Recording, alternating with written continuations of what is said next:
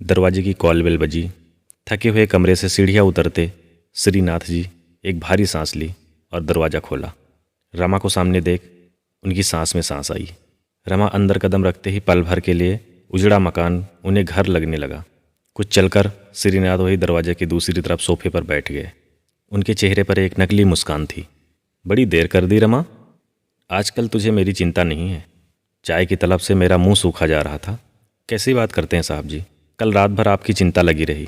कैसी तबीयत है अब? रसोई घर में गैस पर चाय की पतीली चढ़ाते हुए रमा ने पूछा।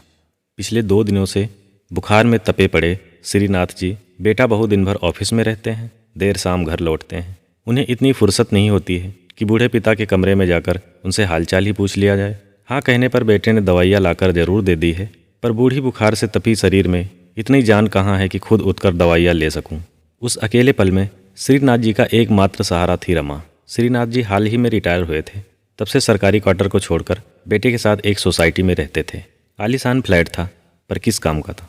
श्रीनाथ जी को तो अकेले ही गुजारना था। अभी 1 साल पहले जो पत्नी की मृत्यु हो गई थी। शाम तो किसी तरह कट जाती थी पार्क में घूमते घूमते, हम उम्र के साथियों के साथ बतियाते हुए, लेकिन रात उन्हें खाने को दौड़ती थी। इस अकेलेपन के डर ने रमा को उनके करीब ला दिया था। 40 साल की रमा प्रेमनाथ जी के यहाँ काम करती थी। रमा को उसके पति ने इसलिए छोड़ दिया था क्योंकि रमा को कोई संतान नहीं थी।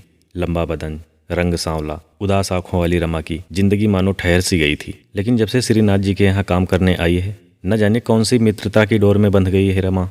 न जाने वो कौन सा रिश्ता बन गया था जिसमें इंतजार भी था, फिक्र भी थी और डर भी था कि अकेले पड़ न जाए कभी। पल भर में ही रमा अदरक और इलायची की खुशबू कमरे में बिखेरती हुई टेबल पर चाय रखती है और वापस रसोई घर की तरफ जाने लगती है। प्रेमनाथ जी तुरंत उसे रोक देते हैं और अपने पास बिठा लेते हैं और चाय की चुस्कियाँ लेने के साथ, तो तूने अच्छी चाय बनाना सीख ही लिया। मुस्कुराकर रमा, मैंने तो जीना भी सीख लिया है साहब जी। मैं तो अपने आप को एक जानवर सा महसूस करती थी। पति ने तो मुझे कुछ लायक समझा नहीं, उसने बाल पकड़कर घर से फेंक दिया मुझे। लेकिन इस बेजान जिंदगी में अगर आप जीने की उम्मीद न जगाते तो मैं तो कब का मर चुकी होती साहब जी। पुरानी बातें याद करके क्यों पगली हो रही है तू? तूने भी कुछ एहसान हम पर किए हैं ना। घंटों बैठकर मेरे अकेलेपन पर तू मलहम जो लगाती है, और बीमारी में तो मेरी ऐसी देखभाल करती है जैसे मेरी पत्नी या माँ किया करती थी। रमा की आंखें नम हो गई। देर तक दर्द को धुले रहते हुए आंखें पोंछती हुई रमा रसोई की तरफ चली जाती है। साल भर पहले ही श्रीनाथ जी को रमा मिली थी। रमा ने अपने जीवन के बारे में श्रीनाथ जी को सब कुछ बता दिया था। उसे आज याद आया कैसे उसके साहब जी ने काम के बाद उसे पढ़ना लिखना सिखाया। घंटों तक उसे बैठकर पढ़ाते रहते थे उसके साहब जी। श्रीकांत जी ने उसे अब थोड़ा बहुत हिसाब किताब भी करना सिखा दिया था।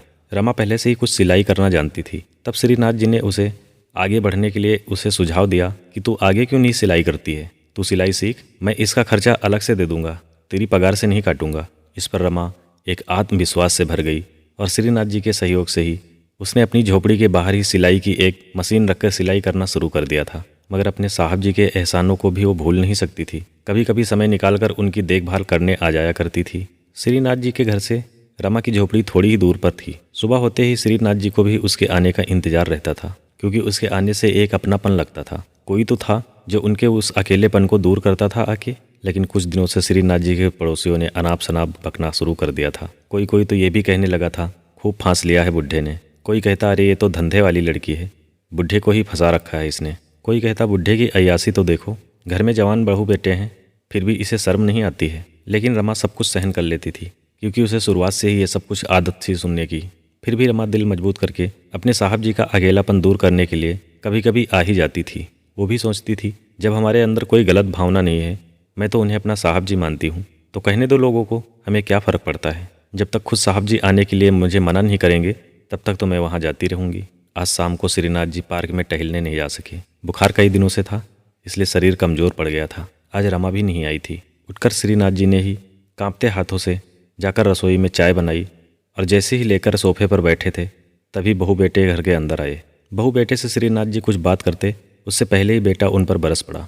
पिताजी, आपने कहीं मुंह दिखाने लायक नहीं छोड़ा हमें, एक नौकरानी के साथ। छी छी पिताजी, मुझे तो कहते हुए भी शर्म आती है। पास पड़ोस के लोग तुम्हारे बारे में कैसी कैसी बातें करते हैं, मुझे तो आज ही पता चला इस बारे में। ये क्या बोले जा रहे हो विकास? श्रीनाथ जी के पैरों तले से मानो जमीन खिसक गई हो। अब बहू गुर्राते हुए, अरे अपनी नहीं तो कुछ हमारी ही इज्जत का ख्याल कर लेते, पूरी सोसाइटी हम पर थूक रही है। और दोनों ही पैर पटकते हुए रोज की तरह अपने कमरे के अंदर चले गए। श्रीनाथ जी वहीं बैठे बैठे उछाले गए कीचड़ के साथ कुछ समझ नहीं पा रहे थे कि आखिर मुझसे चूक कहाँ हो गई। लेकिन उन बच्चों को क्या कहूँ जिन्हें मेरी मुट्ठी भर खुशी का भी कोई ख्याल न रहा। श्रीनाथ जी और रमा के बीच कोई भी गलत रिश्ता नहीं था, लेकिन आज समाज उन्हें एक गलत रिश्ते की नज़र से देखने लगा था। बहू बेटे भी उन पर विश्वास नहीं कर रहे थे। यही बातें सोचकर आज श्रीनाथ जी रात भर सो न सके। सुबह बहू बेटे ऑफिस चले गए। रमा आई और लगातार बेल बजा रही थी, लेकिन श्रीनाथ जी ने घर का दरवाज़ा नहीं खोला।